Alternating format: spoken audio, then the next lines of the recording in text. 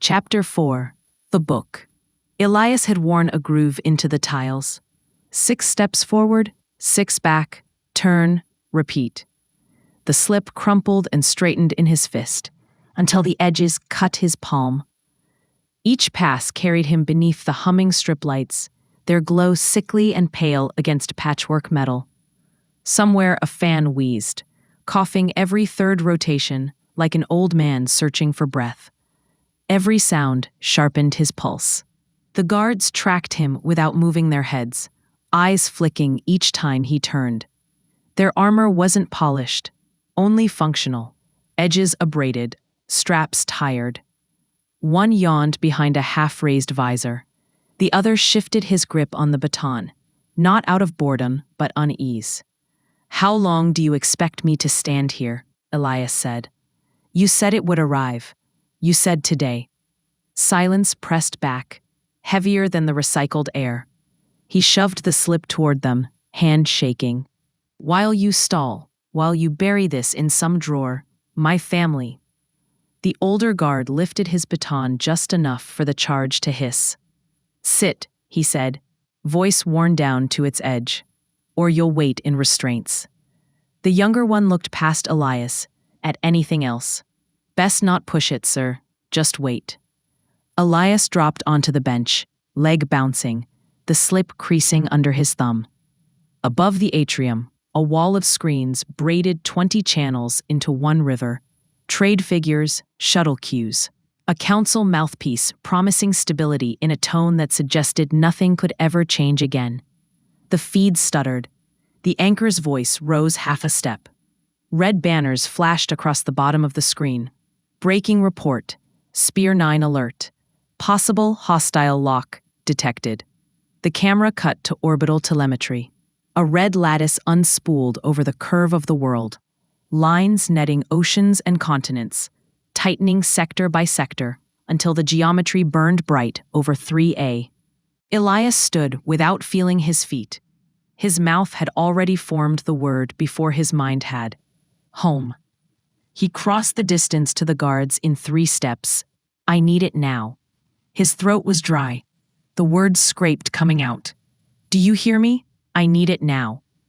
"Not our call," the older guard said, baton braced across his chest. "If I have it, I can." Elias bit off the rest. He didn't have breath to waste on explanations no one wanted. The younger guard's eyes jumped between Elias and the lattice.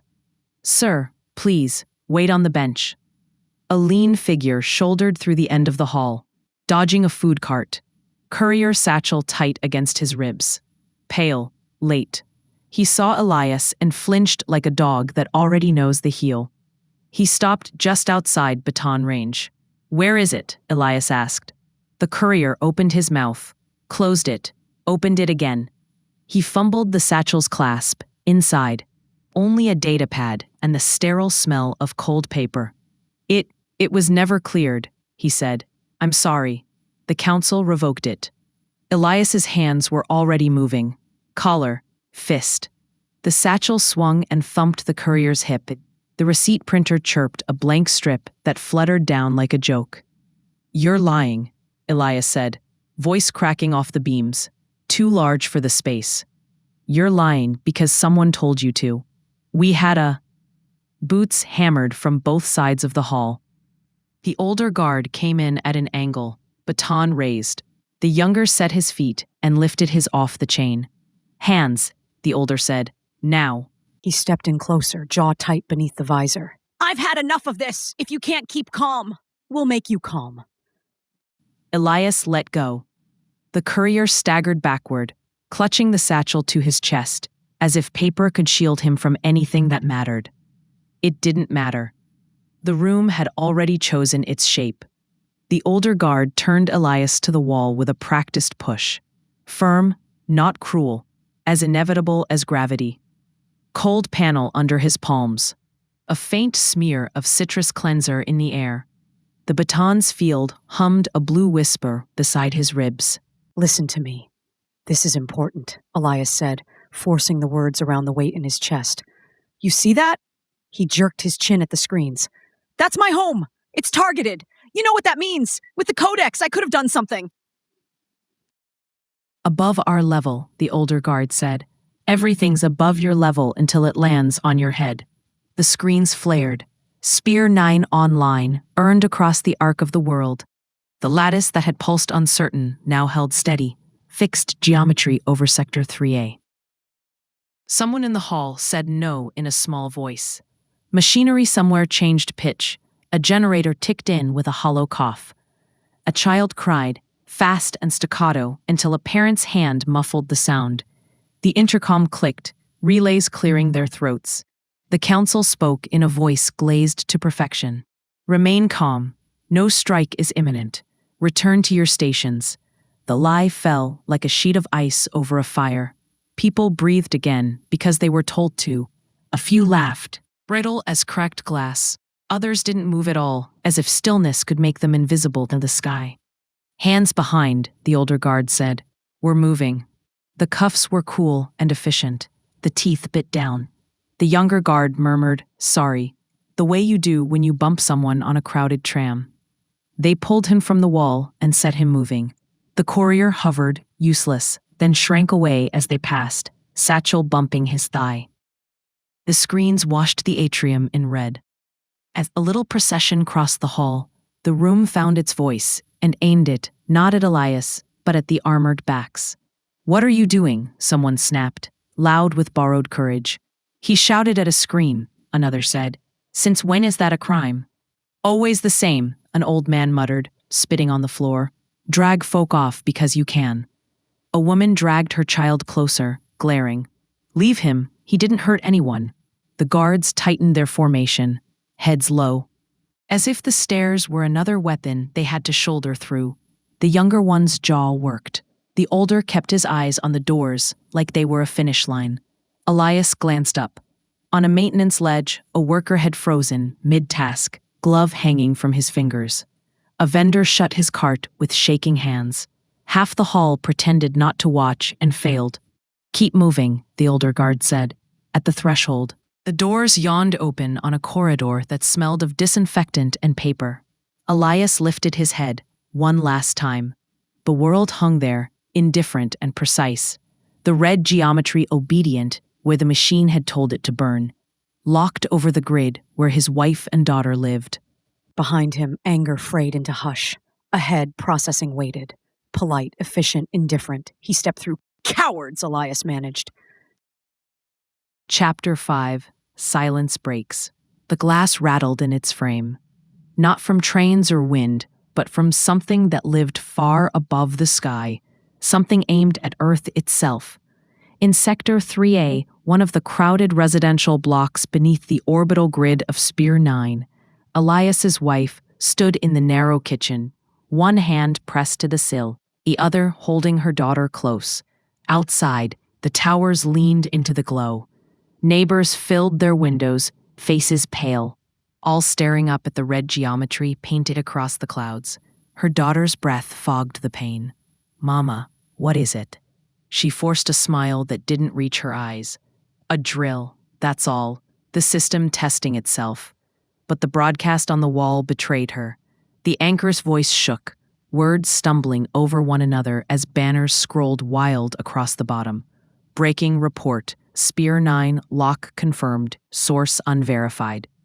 The camera showed orbital telemetry, a lattice of red light tightening, sector by sector, until it froze over 3A. The girl turned, eyes wide. It's pointing here, her throat locked. She smoothed her daughter's hair, buying seconds. That just means the sensors are working. It doesn't mean.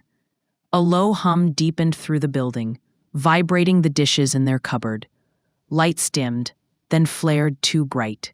From the street below came the sound of shutters grinding down, metal against metal, as families sealed themselves inside. On the broadcast, the council voice replaced the stammering anchor, smooth and polished as glass. Remain calm. No strike is imminent. Return to your stations. Her knees shook. She almost laughed, because the lie was perfect, calm, practiced, even gentle, and yet the windows kept trembling in their frames. Her daughter clutched her tighter. Mama, Daddy said he'd keep us safe. He will, she whispered, though the words felt paper thin. Outside, a boy ran through the street, waving his arms, voice breaking as he shouted words she couldn't make out. An older man dragged him into a doorway, the shouting cut off. The hum sharpened again. The whole sector seemed to hold its breath. She pulled her daughter back from the window, away from the red glow crawling across the sky, and still the lattice stayed fixed. A target burned into the clouds above their home. Chapter 5.5 The Hold. The room smelled of metal and disinfectant. Jonas sat with his wrists bound, the sting of the cuffs still fresh on his skin. The guards had dumped him here after the interrogation, a box with no windows and a single strip light that buzzed like a dying insect. The door clanged open. Another prisoner stumbled inside. Elias. His coat was torn at the shoulder, face flushed with anger. A guard shoved him hard enough that he fell to one knee. Sit tight, the guard barked, baton raised. Processing will take you both soon. The door slammed shut. For a long moment, neither spoke. The hum of the strip light filled the silence. Jonas studied him, the man from the atrium, the one who had shouted about something the council denied even existed. His eyes were still raw, his hands trembling. But beneath the surface, Jonas saw steel. You, Elias muttered, catching his stare. Another suspect? Another mistake, Jonas said flatly. The silence stretched. Elias sank onto the bench opposite, rubbing his wrists where the shackles had cut. He let out a hollow laugh. Mistakes don't get you locked in here. Threats do. Before Jonas could answer, the intercom crackled overhead. Lockdown in effect. All non-essential transfers suspended. Boots thundered down the corridor outside. Voices shouted in clipped cadence. Jonas leaned forward, tension threading his spine. They're sweeping. A new sound joined the boots, a metallic whine, higher pitched.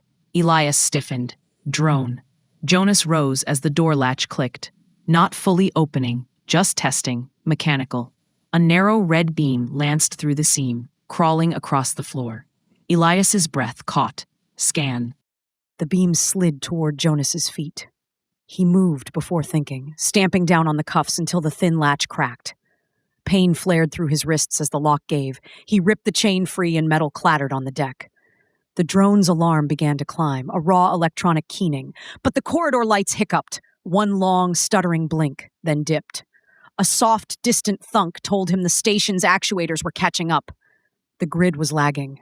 Now! Jonas hissed. They hit the door together. Elias shoved his shoulder into the bulkhead while Jonas jammed the broken chain into the seam and levered. Sparks spat where metal scraped metal. The release motor coughed and grazed before the panel grudgingly slid open half a meter. The chain burned against his palm, the smell of scorched skin rising, but he didn't let go. He ducked through first, Elias on his heels. The drone spasmed, its lens flaring white-hot. Jonas swung the chain, smashing it across the sensor. Glass fractured, a shower of sparks, and the machine collapsed, legs twitching like a severed spider. For a breath, there was only the sharp taste of ozone. Then the station's warning tones rolled out in 3 separate nodes. Farther down the corridor, doors began to thud as pressure seals cycled. Boots were already turning toward them. Shouts rose. This way, Jonas barked, dragging Elias down the service passage. They ran through pipes dripping condensation, the air tasting of rust and ozone. Behind them, the guards' voices echoed, orders sharp and certain. Elias stumbled once, caught himself, kept going. Jonas didn't look back. At the junction, Jonas pulled him into a side room, narrow, half forgotten, stacked with crates. He slammed the latch shut, just as shadows swept past in the corridor. Both men stood gasping in the dark. Elias pressed his palms to his knees, then looked up at Jonas. Why help me? Jonas's pulse hammered, but his voice came out steady. Because they were never after the truth. Only silence. The words hung between them, heavy, unfinished. Outside, the guards' voices faded, swallowed by the deeper howl of the lockdown sirens. Jonas and Elias stayed where they were, the strip light above flickering like a dying star. For the moment, they were alive, and for the first time, together. They ran until the alarms thinned to a faint pulse. The lower corridors were narrow and cold, ribbed with steel and frost. Their footsteps echoed like dull strikes in a tunnel that never ended. "You think we lost them?" Jonas asked. "No," Elias said. "It may seem so, but I don't buy it." Jonas slowed, listening.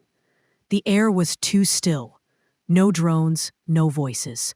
Just the low hum of machines, breathing somewhere deep below. They slipped into a half-collapsed maintenance bay.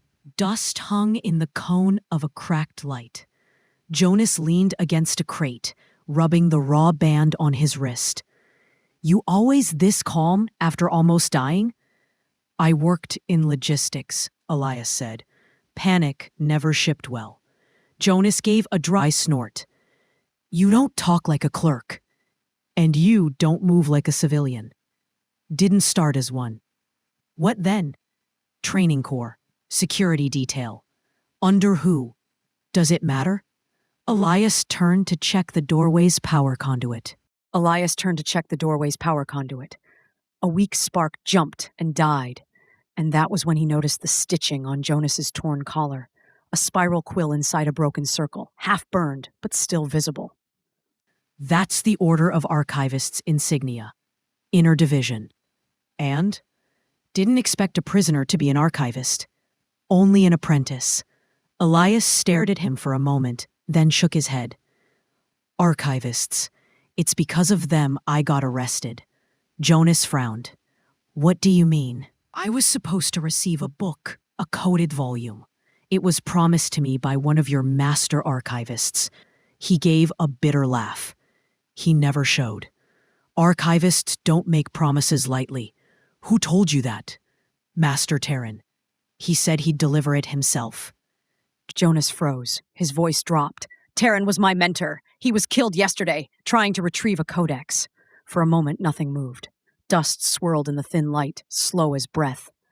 "Then he meant to keep his word," Elias said quietly. "He just didn't live long enough to do it." "No," Jonas replied. "He didn't."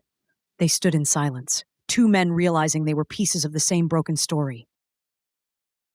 Then a sound rolled down the corridor, the metallic stamp of boots, steady and organized. Both froze. Elias killed the light with a flick of his wrist. Shadows swallowed them. Through the cracked doorway, they saw beams sweep the hall, guards moving in pairs, visors gleaming white in the dark. Jonas pressed his shoulder to the wall, counting the steps. 8. Pause. A radio click. One of the guards stopped near the bay entrance. A sliver of light noufed across the floor, close enough to touch Jonas's boot. Neither of them breathed. "Sector's clear," one guard said, voice muffled through the mask. A moment's hesitation, then the beams turned away. The footsteps receded, fading back into the hum. Elias exhaled slowly. "That was close. Too close. They'll sweep again." Jonas adjusted the strap on his pack. "They'll lock down the upper levels next. Then we go lower. To the archives? If Terran died trying to reach something, that's where it'll be." Jonas hesitated, then nodded. "Fine, but we move quiet. The corridors down there remember voices." They slipped back into the passageway. The lights flickered once, then steadied, casting their shadows long ahead of them. They didn't speak again, just walked, side by side, through the breathing dark, toward the place where all erased things go. The corridor narrowed until it became a service throat of iron and frost. Jonas pried open a maintenance hatch and leaned into the dark beyond. Cold air poured out, dry, bitter, carrying the smell of dust and old coolant. "This drops straight to the archive levels," he said. "That's where he fell?" "That's where it ended." He tested the ladder welded to the shaft wall. The metal bit at his gloves. Every sound seemed to echo forever. Elias followed, lowering himself carefully into the vertical gloom. The light from above shrank until it was no bigger than a coin. Only their headlamps remained, sweeping over numbered plates and long-dead conduit labels. "Tell me something about him." Taryn. "He was precise, methodical, didn't believe in chance." "Did he believe in accidents?"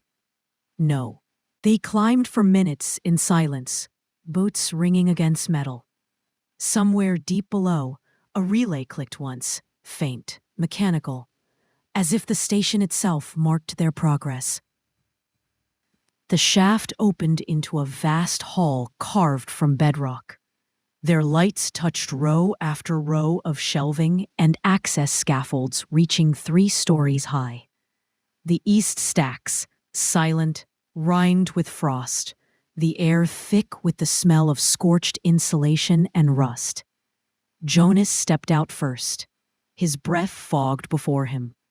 He fell from here. He moved toward the central ladder, its upper rungs blackened, the 5th one cleanly severed halfway through. Jonas crouched, gloved fingers tracing the edge of the cut. The metal curled inward, deliberate, not torn. Someone filed this. It wasn't an accident. "You're sure?" He never missed a rung in his life. Elias knelt beside him, shining his light along the beam. The scoring caught and glittered. "Then he didn't fall," he murmured. "He was dropped." They both turned as a low metallic vibration rolled through the floor. Jonas killed his lamp. In the dark, only a faint rhythm remained, bootsteps and the whisper of fabric.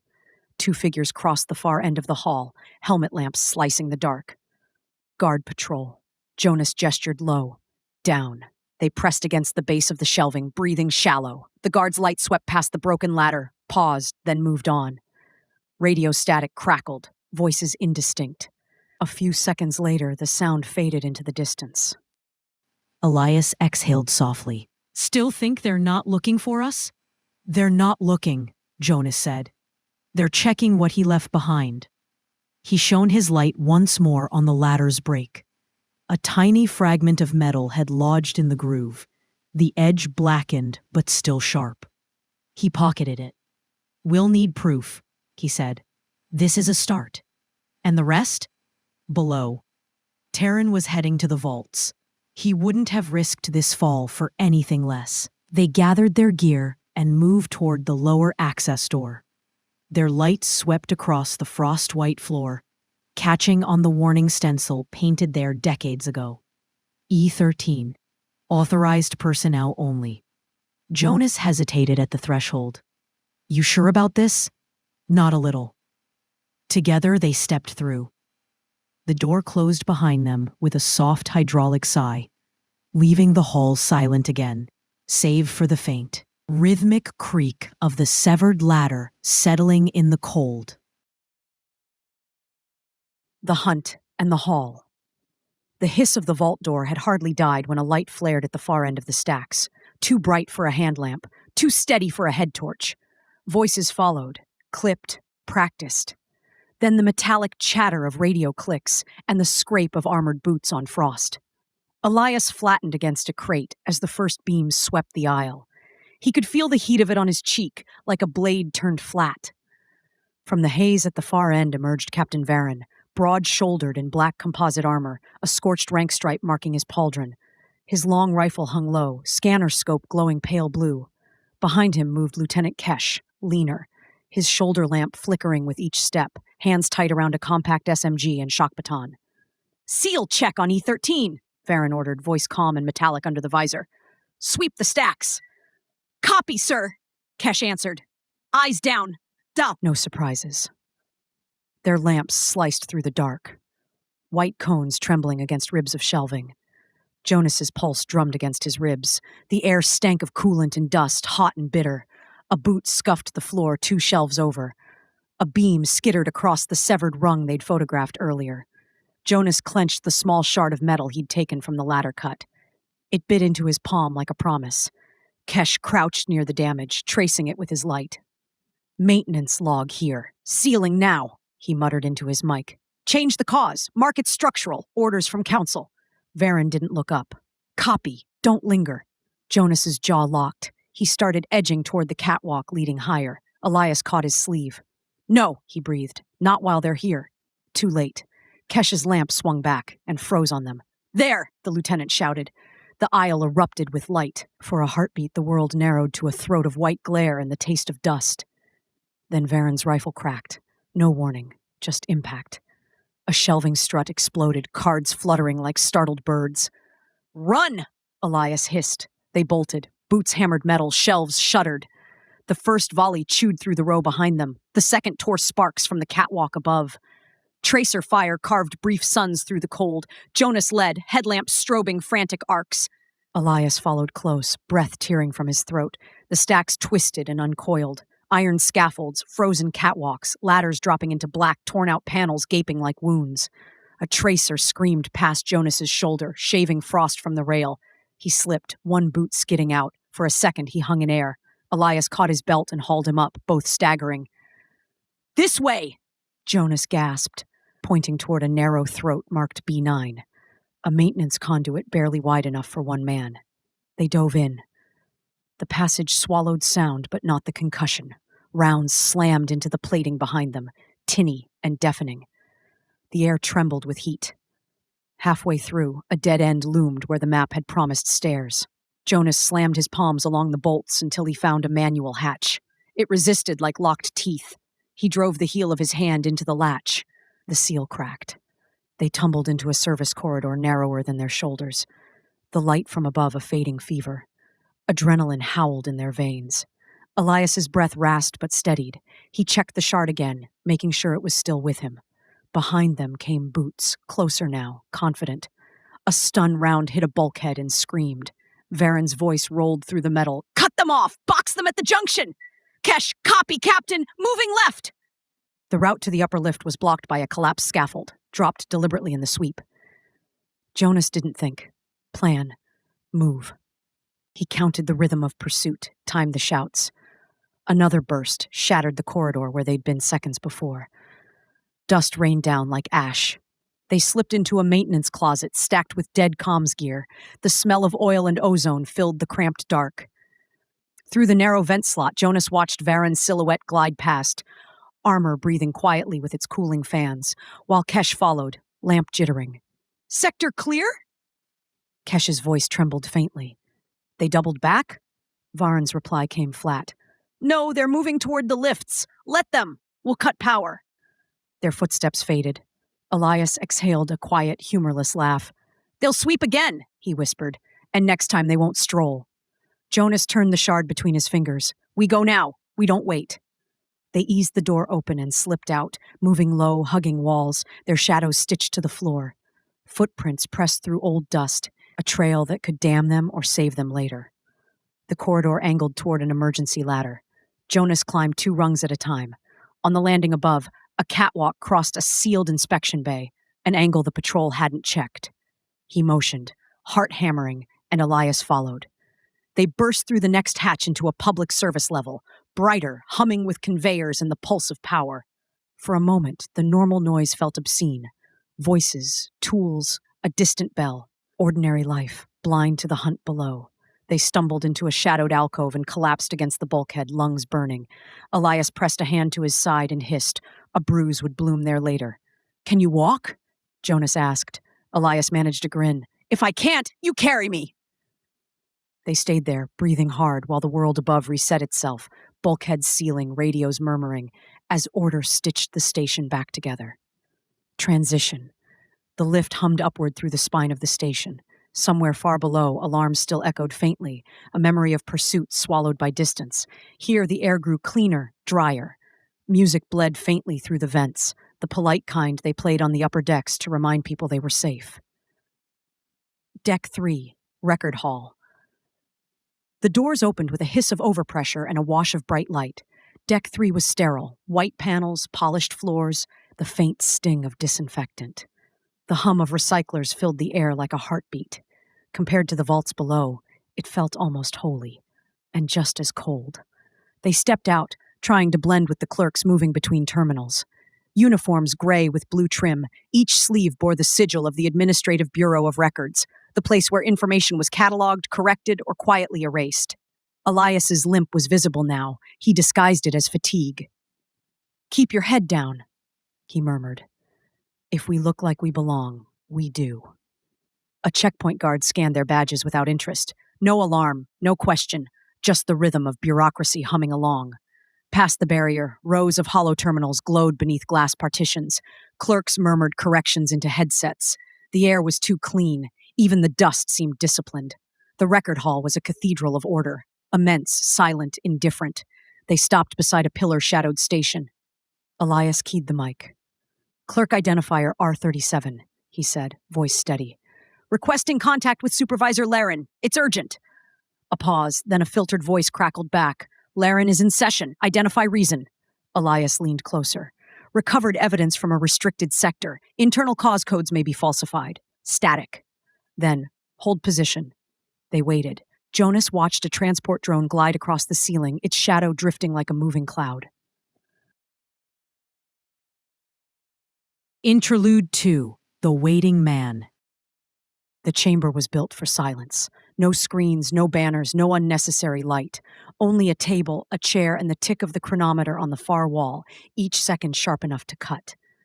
Cassian Drake sat motionless, hands folded before him. He had not looked at the chronometer in an hour, yet he felt every mark of it.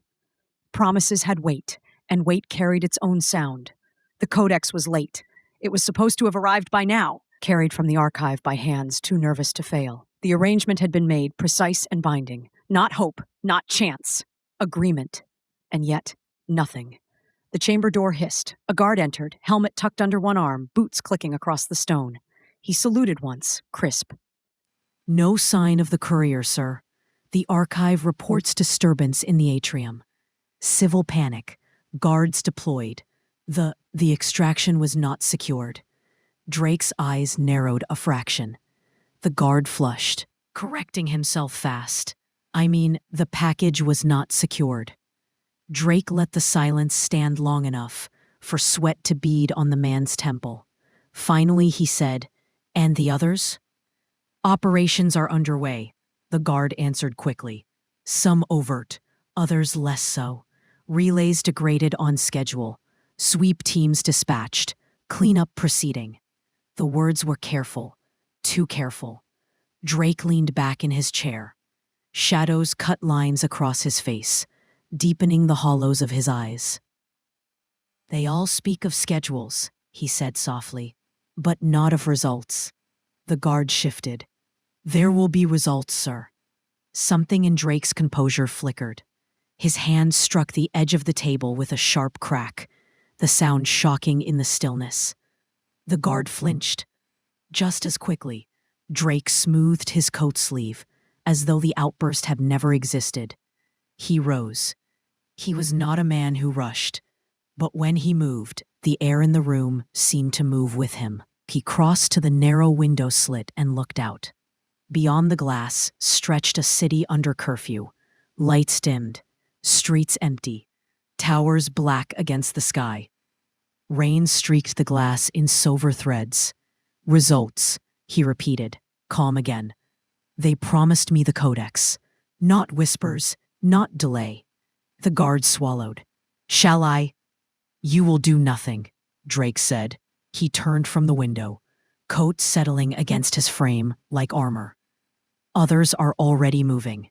If the codex has slipped, they will find it.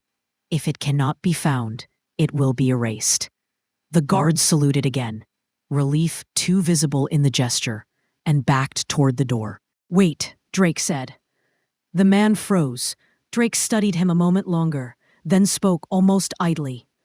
"Tell me, what do they call me, in the halls you walk through when you think I cannot hear?"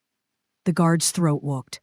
"Sir, they call you Commander." A faint smile touched Drake's mouth, thin as a knife's edge. "Commander, yes, but command is only the surface. Beneath it runs something deeper. The codex touches that current." He let the words hang, unfinished, their weight worse than clarity. Then he waved the man out. The door hissed shut. Alone again, Drake returned to the table. On it lay a small leather-bound book, older than the chamber itself. The cover was worn smooth, The crest stamped upon it faded to a blur. His fingers rested on it lightly, tracing the shape as if memory itself might be coaxed from the leather. A crown once, perhaps, or a sigil no one living now would recognize.